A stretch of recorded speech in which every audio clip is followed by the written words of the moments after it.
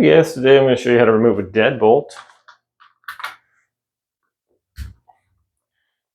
Just simply unscrew these here.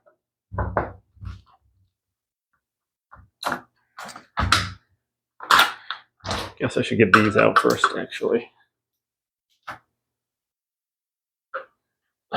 So remove these screws.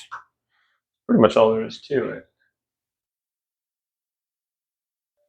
Get that little one out there. There's only 4 screws you got to really deal with, so it's super easy.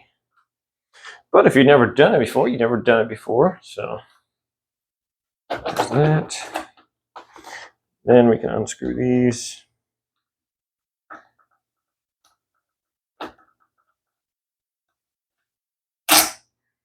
There's that one.